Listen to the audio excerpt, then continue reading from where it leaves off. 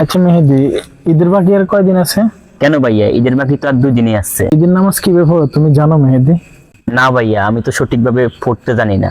আমারও তো সেম একই অবস্থা। এখন কি করা যায়? তাহলে ভাইয়া একটা কাজ করা যায়। সেটা কি? যেহেতু আমাদের এখানে একটা মাদ্রাসা আছে, মাদ্রাসার শিক্ষকও আছে, আমরা যে কোনো একজন শিক্ষকের কাছে গিয়ে পরামর্শ নিই।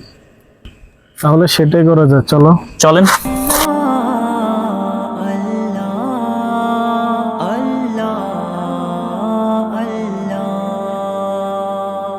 আসসালামু আলাইকুম হুজুর।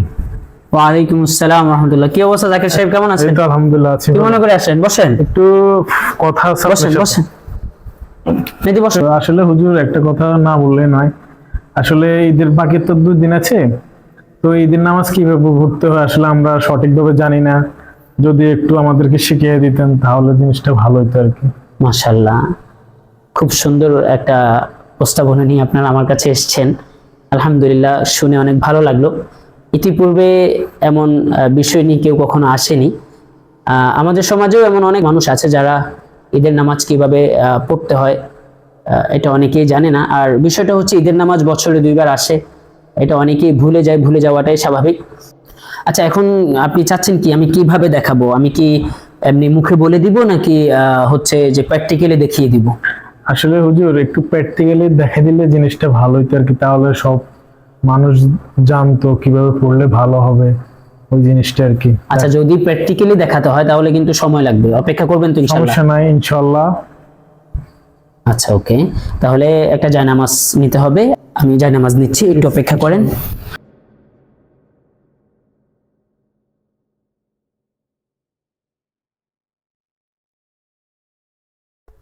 ধরেন আমি এখন ঈদের নামাজ পড়ার জন্য দাঁড়িয়েছি। তো সর্বপ্রথম আমার কাজ হচ্ছে আমি নিয়ত করব। তো নিয়ত কিভাবে করব? আমরা অনেক সময় নিয়ত পড়তে গিয়ে অনেক লম্বা সময় লাগিয়ে ফেলি। নিয়ত পড়া জরুরি না, নিয়ত করা হচ্ছে জরুরি। তো নিয়তের সম্পর্ক হচ্ছে অন্তরের সাথে। যেহেতু আমি এখন পূর্ণ প্রস্তুতি নিয়ে জায়নামাজে দাঁড়িয়েছি, এটা আমার অন্তরে আছে আমি কি করছি, আমি ঈদের নামাজ পড়ার জন্য দাঁড়িয়েছি, তো এটাই আমার নিয়তের জন্য যথেষ্ট। দ্বিতীয় নম্বর কথা হচ্ছে, ঈদের নামাজ এবং অন্যান্য নামাজের মধ্যে কিছুটা পার্থক্য রয়েছে, আলাদা বিশেষত্ব কিছু ঈদের নামাজে রয়েছে যেটা আমরা অনেকেই জানি না। যেমন সাধারণ যে নামাজগুলো আমরা পড়ে থাকি এটা একরকম, আর ঈদের নামাজ অতিরিক্ত 6টা তাকবীরের সাথে পড়তে হয়। তো 6 তাকবীর আমরা কিভাবে আদায় করব, এখানে মূল বিষয়টা হচ্ছে সেটাই। তো প্রথমত যখন আমরা নামাজে দাঁড়িয়ে যাব, আমরা নিয়ত করে ফেলবো। নিয়ত করার পরে আমরা হাত বাঁধবো তাকবীরে তাহরিমা বলে, আল্লাহু আকবার। এই যে তাকবীরে তাহরিমা, এটা ফরজ, বলতে হবে সবাইকে। যখন আমরা হাত বেঁধে ফেললাম তখন আমাদের কাজ হচ্ছে সানা পড়া, সুবহানাকাল্লাহুম্মা বিহামদিকা ওয়া তাবারাকা ইসমুকা ওয়া তাআলা জাদ্দুকা ওয়া লা ইলাহা গায়রুক। ইমাম সাহেব যখন সানা শেষ করবেন, এরপরে তিনি অতিরিক্ত 3টা তাকবীর বলবেন। কয়টা তাকবীর ভাই? 3টা তাকবীর বলবেন।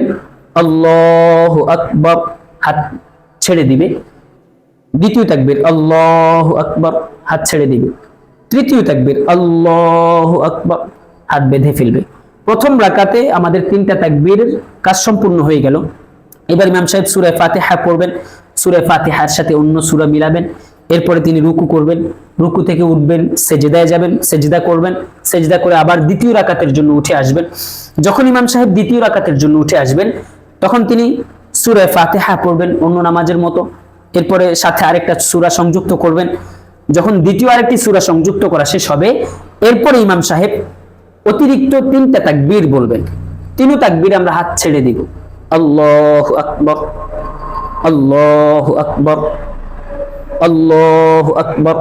3টা তাকবীর হাত ছেড়ে দেওয়ার পরে চতুর্থ তাকবীরে আল্লাহু আকবার ইমাম সাহেব রুকুতে যাবেন, রুকু থেকে উঠবেন, সেজদায় যাবেন, আবার সেজদা থেকে উঠে তাশাহুদ পড়বেন, দুরূদ শরীফ পড়বেন, দোয়া মাসুরা পড়বেন। স্বাভাবিক নিয়মে 2 দিকে সালাম ফিরিয়ে ঈদের নামাজ সম্পূর্ণ করবে। তো এটাই হচ্ছে ঈদের নামাজের সম্পূর্ণ নিয়ম। তো আমরা যদি এই নিয়ম অনুসারে ইনশাআল্লাহ ঈদের নামাজ আদায় করতে পারি, তো আশা করি ইনশাআল্লাহ আমাদের ঈদের নামাজ সঠিক এবং সম্পূর্ণ হবে। বুঝতে পেরেছেন? ইনশাআল্লাহ চেষ্টা করবেন ইনশাআল্লাহ। আপনাদের যারা বন্ধু বান্ধব আছে তাদেরকেও এভাবে ইনশাআল্লাহ শিখিয়ে দিবেন, তারাও যেন এভাবে ঈদের নামাজ পড়তে পারে ইনশাআল্লাহ। ঠিক আছে?